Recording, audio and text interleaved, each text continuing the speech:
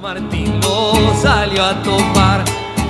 Y hablar de don Miguel Martín de Güemes, aquí en este programa, capítulo 2 de Voces del Mundo, que vamos a iniciar en FM Info Villegas, y para tantos lugares que va a llegar esta historia de don Martín Miguel de Güemes, que lo tengo en la línea telefónica y que vamos a hacer el capítulo 2. Si vos te perdiste el capítulo 1, te digo que cuando terminemos esta historia de Voces del Mundo, a través de nuestro canal de YouTube lo vas a poder revivir a todos. No sé si nos va a llevar 1, 2, 3, 4, 5 programas, porque la pasión de Martín Miguel de Güemes, ¿sí?, el chosno de don Martín, que lo tenemos en línea, y una vez más le decimos bienvenido a Voces del Mundo y gracias por estar con nosotros y poder formar parte de nuestro programa. Martín, un abrazo desde General Villegas. Un abrazo, un gusto de escucharte y estar en comunicación con toda la gente de Villegas y todos los lugares donde llega tu programa. Bueno, la repercusión de la primera parte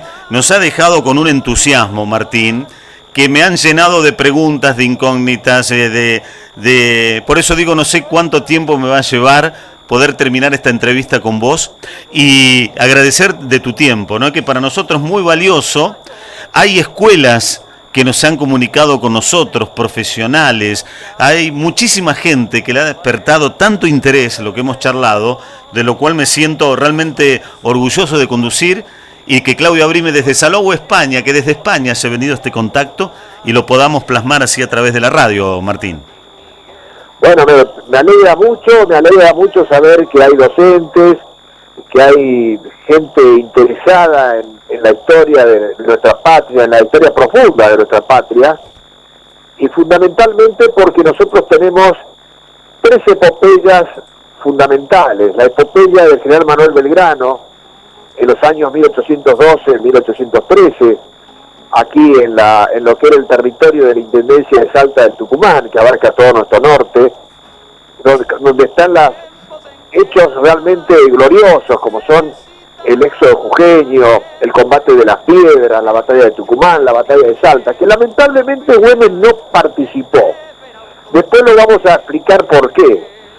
Y después está el tema de la presencia del inicio de la epopeya sanmartiniana, cuando San Martín asume el mando del Ejército del Norte en el año 1814, por pocos meses, pero lo suficientes para entablar con Güemes una relación con el paisaje que Güemes conocía y que le informó a San Martín, y de donde va a empezar el plan sanmartiniano una vez que se declare la independencia en el Congreso de Tucumán, la independencia de las Provincias Unidas de Sudamérica. Déjame decir, y luego, Martín, a partir del año 16, sí, es la epopeya güemesiana, es la epopeya de la guerra de milicias gauchas que defendió a la patria y que salvó a la patria después del Congreso de Tucumán. claro.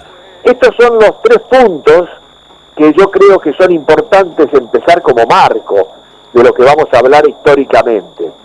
Y creo también que es importante retomar la idea que ayer les transmití, de que sobre Güemes hay una leyenda que oculta una realidad que tiene más fuerza todavía que la misma leyenda.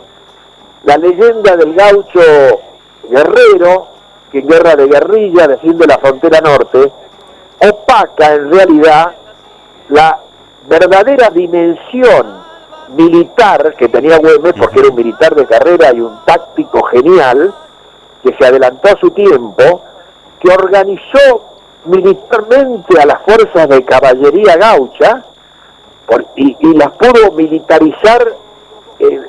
Esto se lo conocían los mismos jefes oficiales españoles, el grado de calidad militar que tuvo esas fuerzas gauchas, los que no eran montoneras, y no defendió una frontera norte como la que nosotros conocemos actualmente en La Quiaca.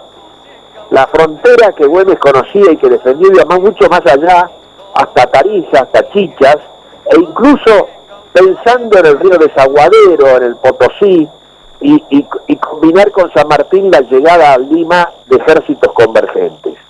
Esto es lo primero que quiero manifestarles, porque es importante entender cuál fue la dimensión real de Güemes. ¿Por qué la historia oficial creada por Mitre, la historia que era la historia del Río de la Plata, como dice Alberdi, del puerto del Río de la Plata, relegaba a Güemes, como después harían con el gaucho Martín Fierro, a la frontera. A la frontera el gaucho que tiene que defender con escuadrones motorizados la guerra de independencia. Esta minimización que se hizo ex profeso escondía la dimensión de la guerra de independencia, la dimensión de nuestra utopía creativa, porque la guerra de independencia fue una utopía creativa, una utopía de libertad e independencia de las Provincias Unidas del Sur. Es un proyecto inconcluso de nuestra patria. Es un proyecto que, al no triunfar, se desmembró y lo que era las Provincias Unidas del Sur quedamos constituidos en las Provincias Desunidas del Sur. Nuestra Argentina es parte, digamos, esencial de esa guerra de unidad continental que no se concluyó y quedamos reducidos a lo que somos actualmente, con el problema de lo que tenemos actualmente también. O sea, es muy importante a mi criterio unir a San Martín con Güemes. Esa es una clave de bóveda para entender al general Güemes. Le vamos a decir a nuestra audiencia que no aclaré que estoy hablando con Martín Miguel de Güemes Arruabarrena, que es escritor, periodista, gestor cultural, que es historiador y que es chosno, sí, del gaucho guerrero. Martín Miguel de Güemes, que en el día de ayer estuvimos hablando y por más de 50 minutos hicimos la primera parte de esta entrevista y que quedamos para el día de hoy, que ya íbamos a hablar de don Martín Miguel de Güemes en batalla, ¿no? Donde habíamos quedado, habíamos cerrado en el día de ayer, habíamos hablado de su familia, de cómo, si sabía cómo era físicamente y qué similitud tenía con la generación actual. Realmente fue una charla bárbara. Pero yo comenzaría así en el día de hoy, que desde temprana edad Martín Miguel de Güemes se enroló en el regimiento fijo de infantería, cuando comienza que Güemes a protagonizar luchas, guerras y grandes hazañas, Martín. Bueno, es así. Güemes ingresa al regimiento fijo, que es un regimiento muy importante porque dio también, también actuaba en España. Y en España quien hizo la carrera en España en el regimiento fijo fue, yo diría, el hombre que militarmente era paralelo a Güemes y que era un hombre muy importante también en relación a San Martín, que es el brigadier general Juan Bautista Álvarez de Arenales, que hizo la carrera militar y peleó ya en 1809 en el Alto Perú, ganó la batalla de la Florida, combatió en el Alto Perú, después también combatió en el Bajo Perú, también un hombre muy importante, que lo tenemos en la Plaza 9 de Julio aquí en Salta. Lamentablemente, pobre Arenales, el problema es que, como en casi todas las plazas está San Martín, los turistas vienen y creen que es San Martín Arenales, ¿no? Ajá. Es una confusión que tienen acá en Salta, y no, los salteños tenemos una gran admiración también por Arenales. Bueno, Güemes ingresa al regimiento fijo, durante 4 años él trabaja, digamos, en su formación en los fuertes que había del río del Valle hacia el Maíz Gordo, a la sierra de Maíz Gordo, fuertes que protegían del Chaco Gualamba, de la invasión de los aborígenes del Chaco Gualamba, que eran muy guerreros. El Chaco Gualamba fue una región que guareció durante mucho tiempo a todos aquellos aborígenes que en ejercicio de su libertad, sin ninguna duda, se enfrentaron primero con el Imperio Incaico y después con el Imperio Español, y eran muy aguerridos. Y consecuentemente atacaban, digamos, las poblaciones criollas, gauchas, españolas que había en ese tiempo, en la época que Güemes inicia su carrera militar dentro del sistema español. Después va a pasar a Buenos Aires, a pedido del virrey, a completar su formación militar, va a estar en la represión del contrabando, va a ser premiado por el rey, por el contrabando inglés, por supuesto, porque en Buenos Aires el contrabando era un elemento clave del crecimiento de ciertos sectores porteños, ligados al puerto y a Gran Bretaña, dentro, por supuesto, de lo que te estoy diciendo del sistema español. Sí.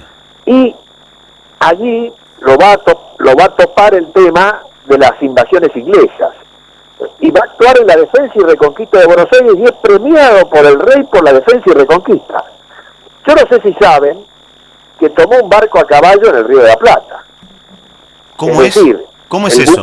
El buque Justina, de 26 cañones, con 120 hombres, bombardeaba las costas del Retiro, donde está hoy el Ministerio de Relaciones Exteriores, sí, el Círculo Militar, y está la Torre de los Ingleses. Ahí donde está la Torre de los Ingleses estaba el buque Justina. Ajá. Pueyrredón le ordena custodiar de que no desembarquen, y Güemes, en un momento dado que se produce una bajante del Río de la Plata, ordena a la tropa meterse a caballo y toman el buque Justina. La bandera del buque Justina está en la iglesia de Santo Domingo, en Buenos Aires actualmente, para quienes quieren conocerlo. Ajá.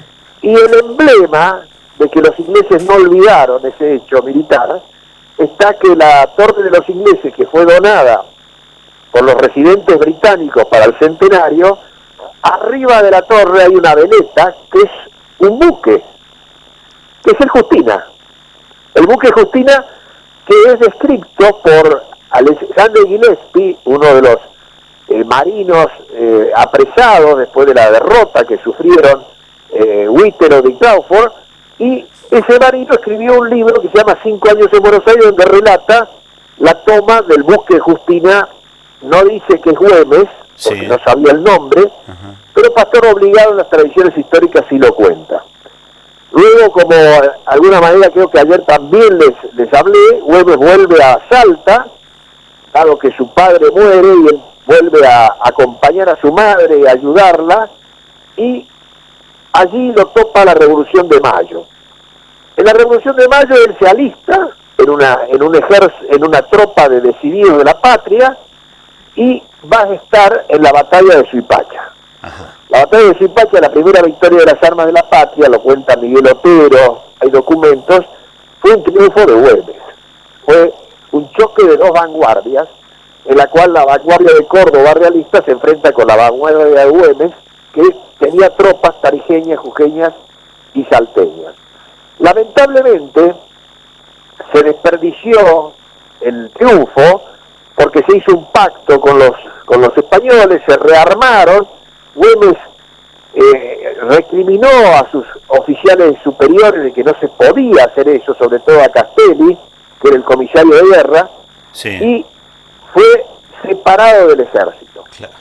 Consecuentemente no estuvo en la batalla de Huaki, que fue una gran derrota del ejército criollo, pero sí estuvo en Tarija preparando un plan defensivo para cuando los españoles avanzaran.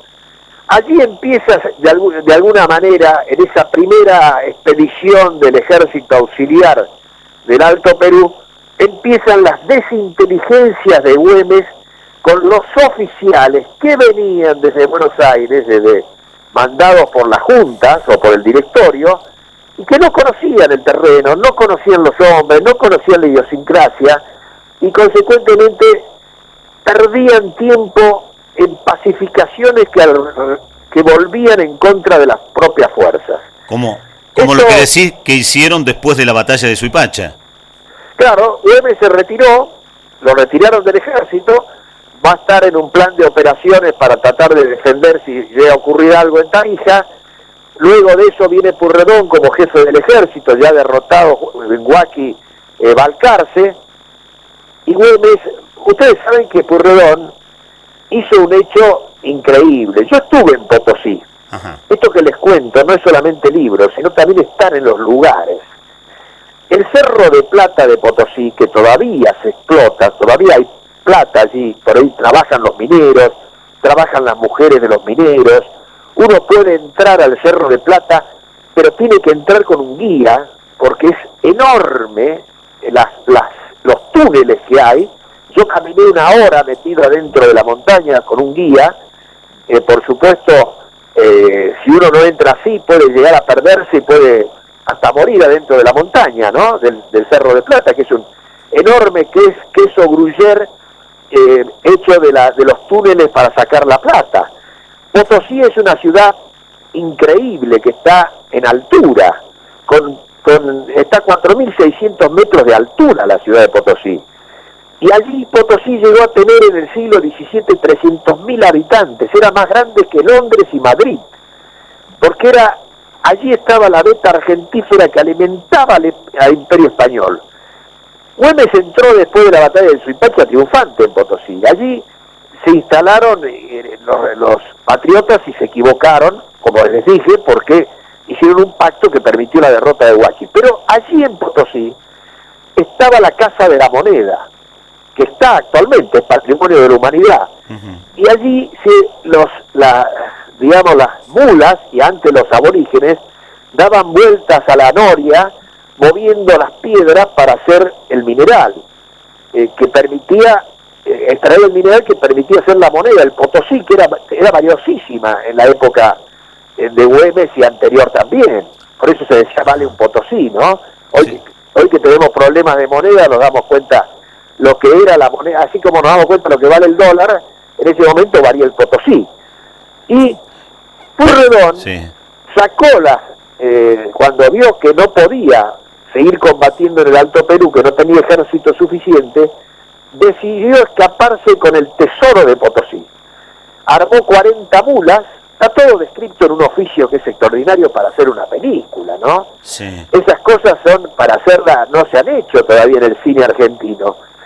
Se escapó con 40 mulas poniéndoles mordaza en los vasos de las mulas, con todo el ejército español atrás de él. Cuando amaneció se estaba escapando con las mulas, y así anduvo muchos kilómetros, hasta que en la zona de Tarija Güemes salió también a protegerlo, y juntos llegaron hasta Tucumán, entregando ese tesoro, que tenía que estar en el presupuesto, digamos, de Buenos Aires, pero eso le permitió a Belgrano pagar el ejército que estaba desmoralizado, derrotado después de Huachi, y poder empezar a armar la resistencia que va a terminar nuevamente, después de los triunfos de Salta y Tucumán, en Vilcapugio y Ayohuma, las derrotas de Vilcapugio y Ayohuma.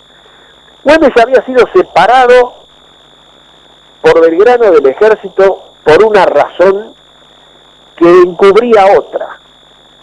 Se hablaba, en ese tiempo, lo manda Santiago del Estero a Güemes, y Güemes estaba saliendo con la mujer de un oficial, que se llamaba Juana Iguanzo. Todo eso está en un oficio, ¿no? Que Belgrano después lo castigó por ese motivo.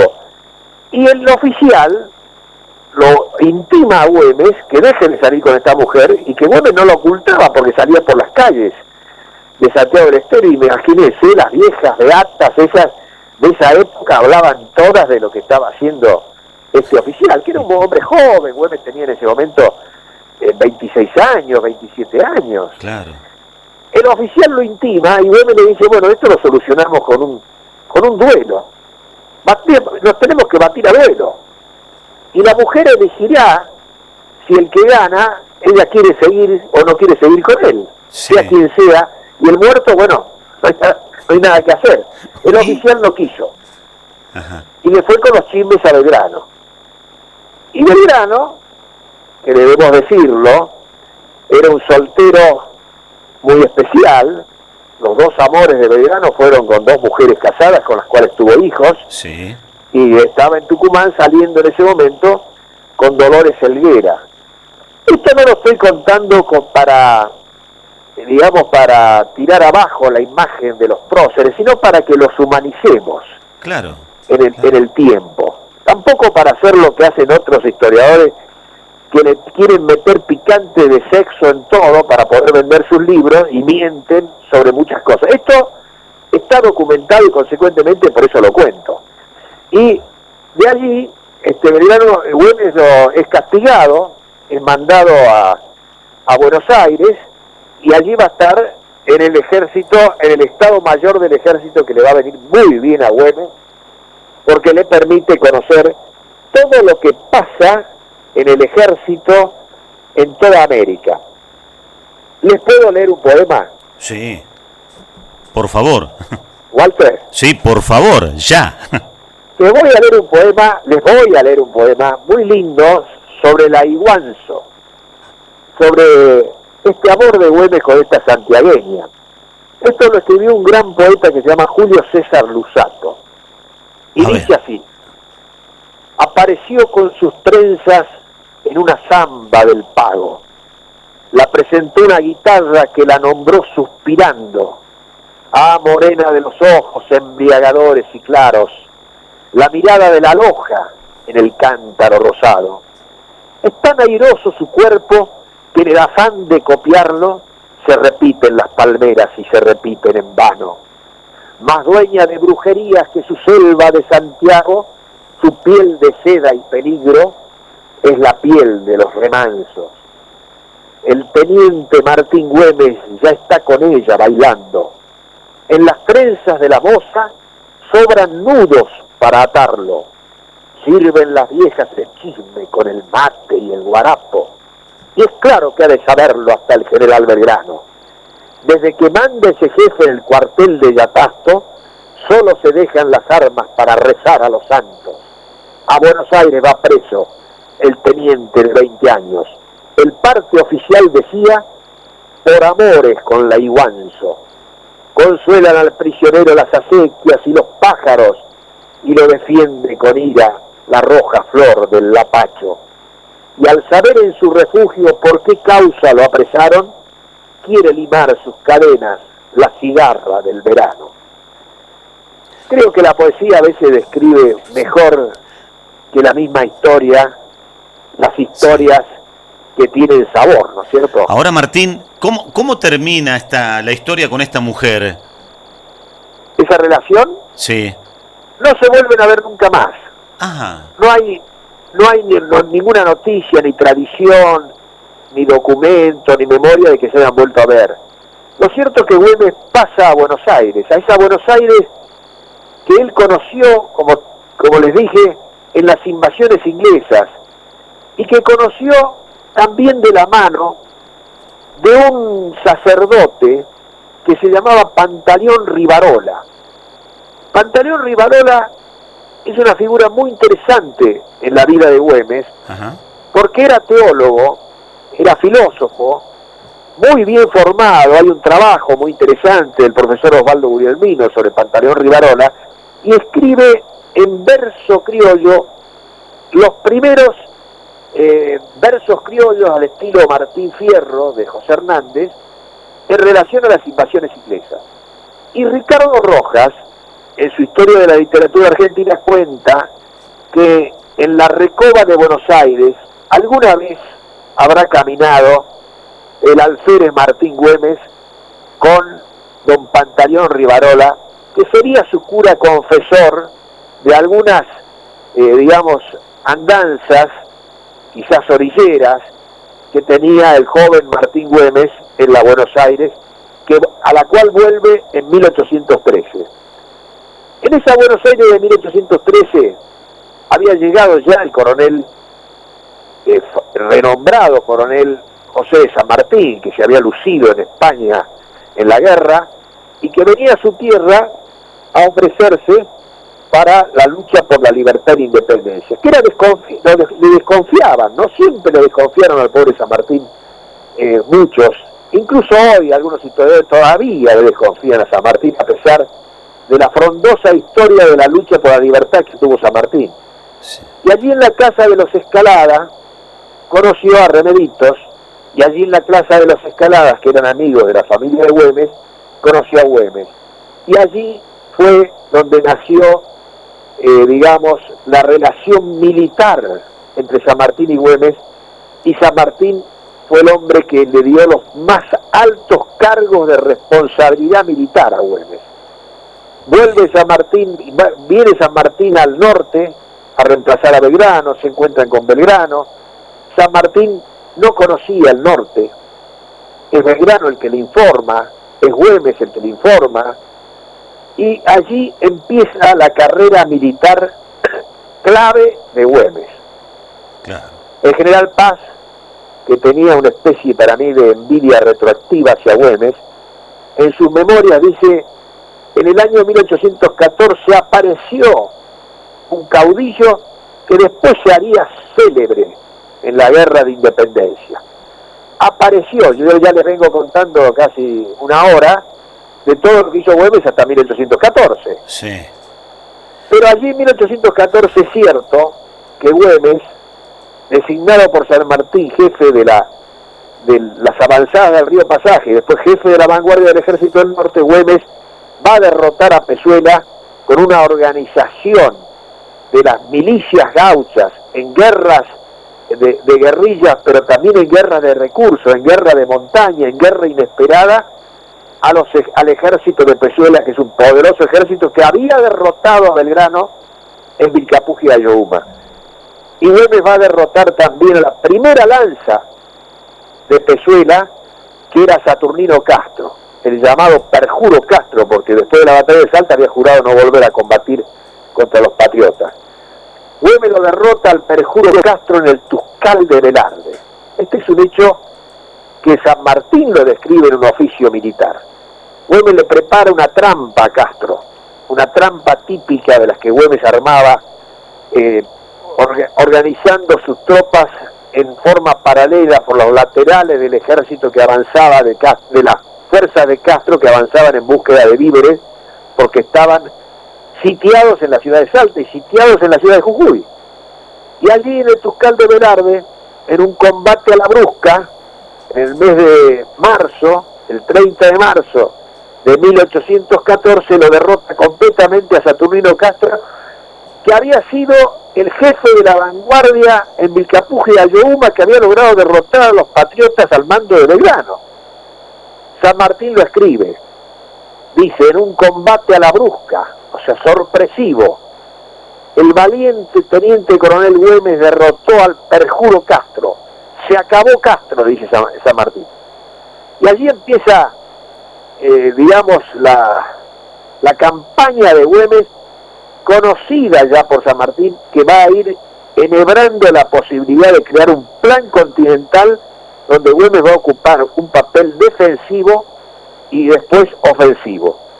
Todo ello nace también en el Congreso de Tucumán del año 16, pero antes hay una batalla en Puesto Grande del Marqués, donde Güemes va a derrotar también a las fuerzas realistas en un amanecer en La Puna, en la Siberia argentina, sí, en un galope que yo no sé si conocen ustedes lo que es esa zona. La Siberia argentina, que es la actual Abrapampa, toda esa zona de Jujuy, sí, está a más de 3.000 metros de altura. Ahí el corazón late con solo caminar, y uno se ahoga con solo hacer un pequeño trotecito. Los caballos, imagínense, les pasa lo mismo, pero los hombres que conocen el lugar y los caballos que son del lugar sobrellevan eso.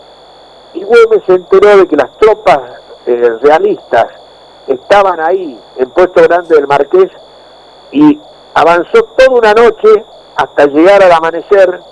Cuando es más oscura la noche, ordenó, como dice Atahualpa, antes de amanecer es cuando es más oscura la noche, atacó el campamento y lo derrotó completamente.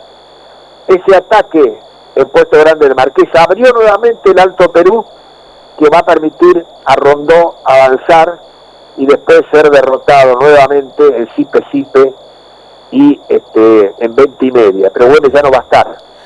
Ahora, porque se produce un conflicto, claro, después de Puesto Grande del Marqués, donde en lugar de conservarlo a Güemes como jefe de la vanguardia, que era un jefe victorioso, lo nombran a Martín Rodríguez, que era un jefe que había estado apresado por los realistas por cuestiones de intrigas, y cuestiones de intrigas de alto nivel, a nivel Buenos Aires y a nivel relaciones de pacificación con los españoles.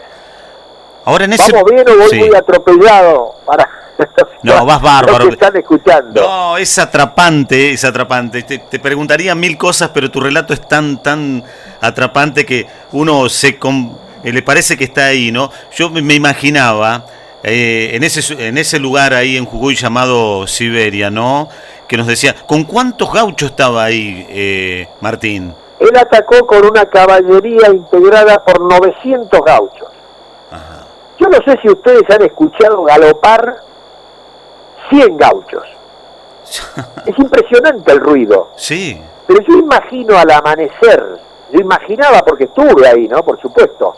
Estuve en el aniversario de la batalla del año 15, esto fue un 14 de abril, y yo imaginaba 900 gauchos galopando en el amanecer sobre el ejército realista.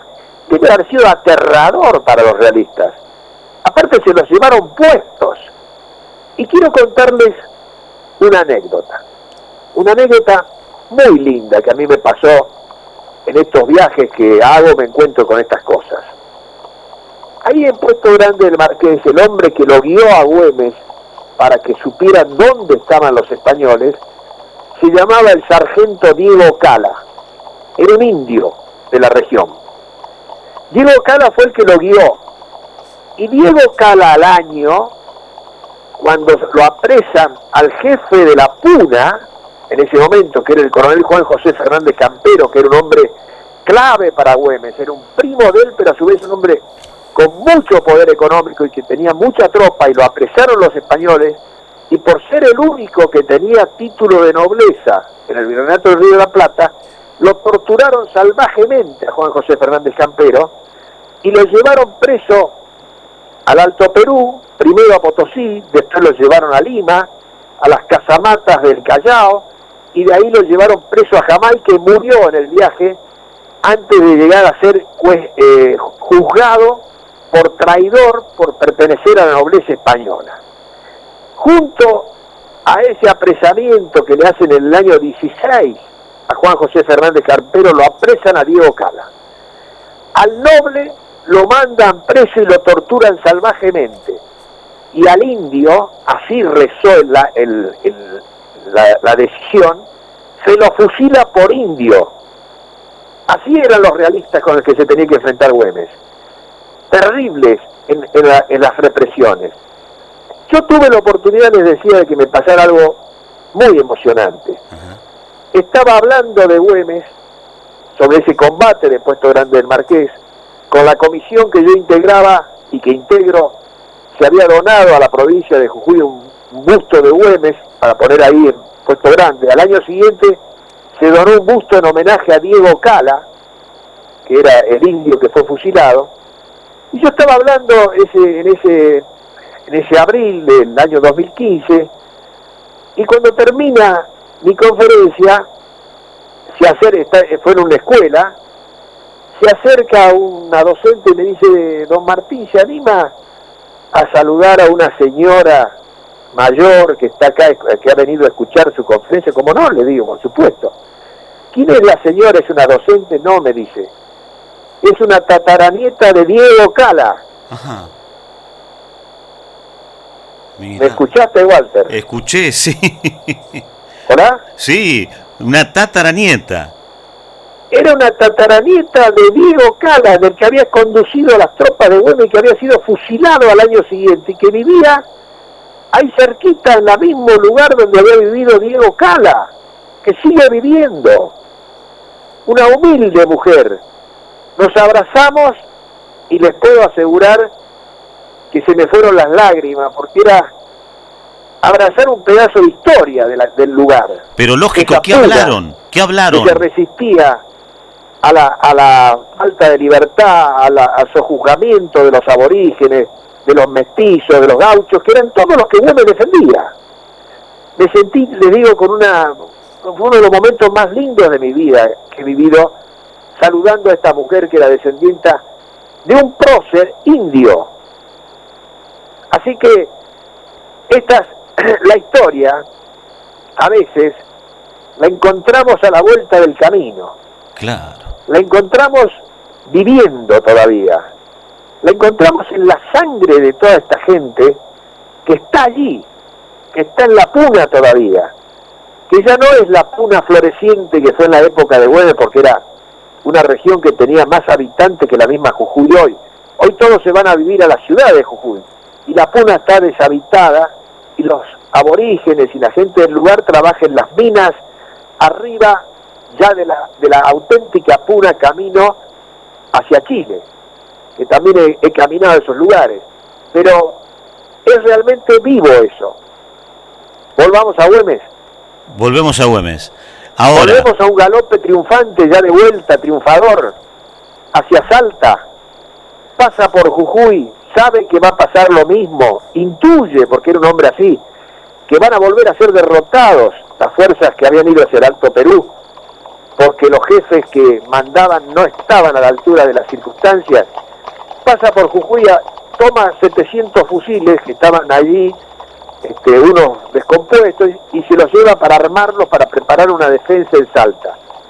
Tiene, yo diría, la causalidad del destino, que cuando llega a Salta, en ese mes de mayo de 1815, ya se había corrido la voz del triunfo de Puesto Grande del Marqués, la ciudad de Salta está sin gobernador.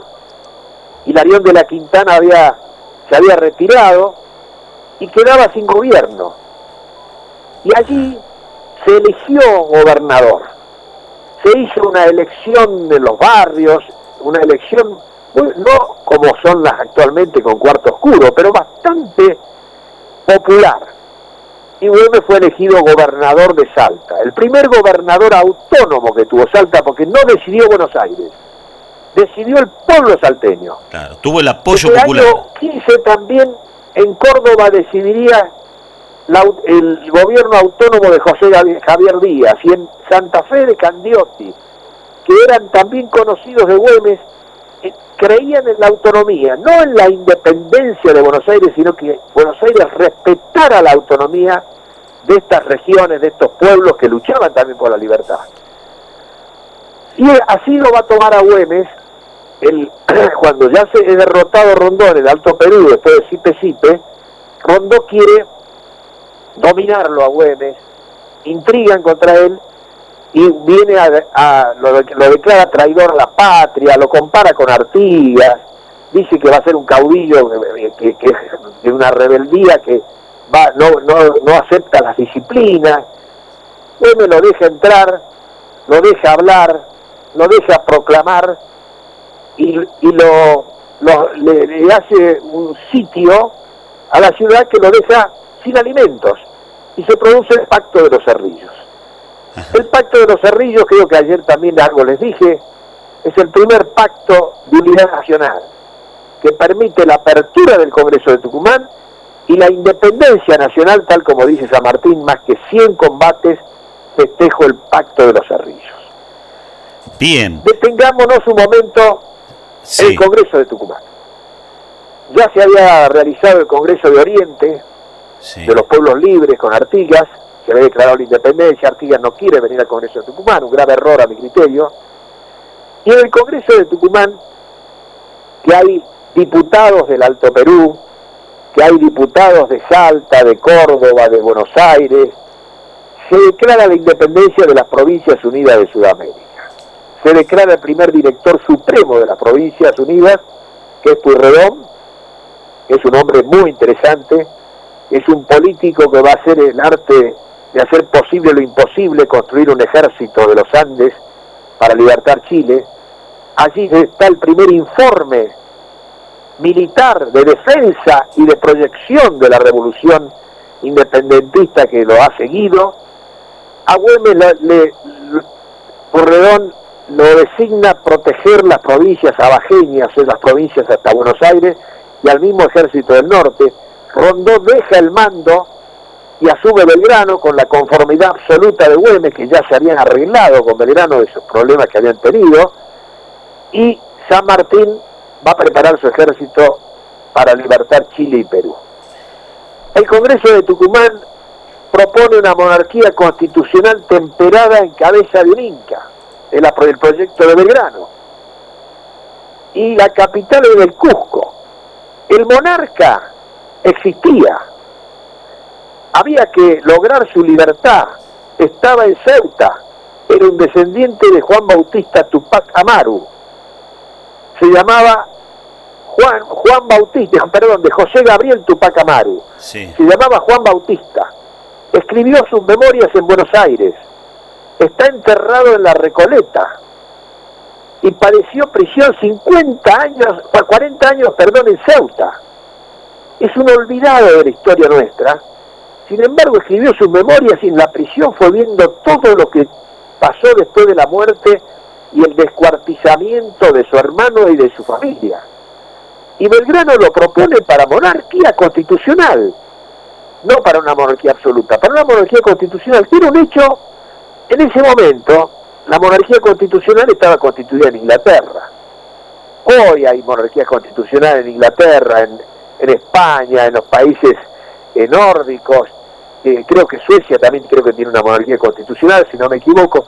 O sea, era un sistema institucional que permitía lograr la libertad, el equilibrio y, como era un monarca aborigen, tener una legitimidad de origen. Eso es lo que plantearon Belgrano, San Martín, Güemes, Pueyrredón, muchos de los constitucionalistas, como el padre Acevedo, Castro Barros. No se dio porque se trasladó el Congreso a Buenos Aires, empezaron a prevalecer los intereses portuarios, más cosmopolitas, que no entendían el interior a pesar de la lucha de Pueyrredón, y el Congreso de Tucumán tiene otra parte, que es el que cuando se va a Buenos Aires, incluso dejan de lado el tema de la capital en el Cusco, no les convenía, y queda la guerra, digamos, destinada a defender ese Congreso, la libertad de las Provincias Unidas, las fuerzas gauchas de Güemes. Bien, mientras tanto en el Güemes... año 17 entra el ejército más poderoso que entró sobre el territorio de la actual Argentina, al mando de José de la Serna. Ajá. Entran 6.000 hombres. El general La Serna había peleado con Napoleón y había peleado con Bolívar. Cuando entra a Salta y a Jujuy, tiene 40 combates, un combate por día de su ingreso y su retirada a los 40 días. Pero él antes dice, no sabiendo la guerra que le iban a hacer, dice, no serán estos rotosos gauchos de Salta lo que me impidan llegar a Buenos Aires y que se termine la revolución de estos revoltosos porteños y se acabe el plan del general San Martín. En 40 días los rotosos gauchos lo perseguían por la quebrada de Humahuaca con la mitad de sus fuerzas, de 5.000 hombres le quedaban 2.500. Güemes lo había destruido en una guerra sincronizada de inteligencia e información, combates sorpresivos y combates bastante importantes de más de 1.500 a 2.000 hombres en algunos lugares. Fue glorioso el año 17. Mientras San tanto... Martín así lo consideró, Sí. y eso le permitió también cruzar los Andes y libertar Chile y Perú. Por eso San Martín, después de la batalla de Maipú, le escribe de puño y letra a Güemes que han triunfado sobre los godos y usted sabrá apreciar todo lo que esto significa, y compañero y paisano, sigamos luchando para lograr la libertad de América. ¿Hasta ahí vamos bien? Vamos bien, me queda preguntarte, mientras tanto seguía en la gobernación, Martín. Por supuesto. Claro. Este es un hecho muy importante, el que me está preguntando. En el año 1814, cuando se derrota a las fuerzas de Pezuela, como les conté, Güemes era el jefe de la vanguardia, en lugar de premiarla a Salta por ese triunfo, es decir, a la capital de la Intendencia de Salta del Tucumán, desde Buenos Aires, por decreto, se dividió la Intendencia de Salta del Tucumán. Quedó dividida en la provincia de Salta, que abarcaba Tarija, Orán, Jujuy y Salta, y Santa María, actual Catamarca, y la provincia de Tucumán, que abarcaba Santiago del Estero y Catamarca. Esta división va a ser fatal, porque ya el en la parte económica va a quedar exclusivamente a cargo de Salta, de la provincia de Salta. Y consecuentemente, después de 5 largos años de guerra, con poca ayuda del gobierno central y casi ninguna ayuda desde la provincia de Tucumán, que había estado, que fue dividida y beneficiada con esto, Salta va a quedar agotada después de la guerra de independencia, destruida. Claro. Güemes lo dice en alguna carta, impresionante. Las fatigas, dice Güemes, después del año 17, las fatigas que implican para un gobernante trabajar en tiempos de penuria, ver que su pueblo se está desangrando y muriendo de hambre y que él tiene que seguir conservando las fuerzas en vigilancia por si hay nuevas invasiones, y le pide por favor que lo ayuden en esta solitaria responsabilidad que le quedaba como gobernante. Es tremenda la carta, tremenda, no es para leerla ahora, pero es para un taller de historia, para que todo esto que les estoy diciendo como un relato esté fundamentado con documentos que van acompañando todo este relato, que lo tenemos, está en el Güemes documentado. Yo les recomiendo a los docentes o a quien quieran, pueden entrar a internet, www.Güemes documentado, y allí están los 12 tomos de 50 años de trabajo de la familia Güemes, de un nieto del general Güemes, de un bisnieto y de un tataranieto, donde han trabajado los documentos del archivo de su abuelo, de su bisabuelo, pero a su vez también los han buscado en archivos de Buenos Aires, de Lima, de Salta, de Jujuy, e incluso de España. A ustedes ahí van a poder, son 12 tomos de 500 páginas documentadas, ustedes pueden sacar lo que quieran ahí. Sí, sí. Hasta les diría, hay historias para hacer con esta obra que, por supuesto, he leído y es una columna vertebral de lo que les estoy expresando, ¿no? Martín, este relato apasionante, ha llegado el capítulo número 2 al final. Aunque vos no lo creas, hemos hablado 50, has hablado, y este relato es tremendo, 50 minutos atrapantes, y nos queda para mañana, que a lo mejor nos puede llevar 2 o 3 más, vamos a entrar en los últimos 4 años de vida de don Martín Miguel de Güemes, ¿sí? Y yo tengo, pero me la vas a contestar mañana y vamos a empezar así, a ver qué te parece. ¿Por qué la figura, ¿no?, de Martín Miguel de Güemes no ocupó un lugar en la historia argentina como la de Belgrano o San Martín? Y vos creo que sos la persona indicada para fundamentarlo. Es más, ya lo has venido haciendo. Y bueno, y vamos a seguir con mucho más que tenemos, si te parece. Y hasta te propongo hacer un día en especial con poemas y canciones que se han hecho honor al... Bueno, eso me encantaría, porque hay cosas realmente maravillosas escritas por poetas, escritas por Lugones, escritas por Ricardo Rojas, escritas por poetas salteños como Juan Carlos Dávalos, como Julio César Lusato, Joaquín de González, tiene cosas muy lindas. Y con respecto a lo que me decís, podemos hacer una introducción mañana o cuando vos quieras que hagamos la tercera parte, sí, de cuál es la causa, pero lo voy a decir después de contarles cómo fue caminando hacia la muerte Güemes, a pesar de que en el año 16 ya él, en carta a un jefe español, que mañana les voy a leer algo, él dice: he jurado sellar la independencia con mi sangre. Lo dice en el año 16 y lo cumple en el año 21 con un complot que les voy a contar con nombres y detalles de quién le pegó el tiro, cómo fue el complot, cómo fueron las tropas que entraron, pero no sin antes contarle la gran gloria de Güemes, que fue la del año 20, la derrota de Ramírez de Orozco y Canterac. Lo dejamos para mañana. Martín. Bueno, un gustazo estar con ustedes y con todo qué fabuloso lo que hayan podido escuchar. No. Espero, con lo que pasa es que explicar tantas cosas en poco tiempo es complicado, y por ahí hasta algunos se pueda distraer del enfoque que vamos haciendo de la parte histórica, ¿no? Pero no puedo dejar de explicarles así las cosas porque hay mucho para decir, hay demasiadas cosas para poder. Yo siempre digo, hay que hacer un gran taller, pensando en el bicentenario de Güemes, hay que hacer un gran taller con los docentes, con todos los docentes del país.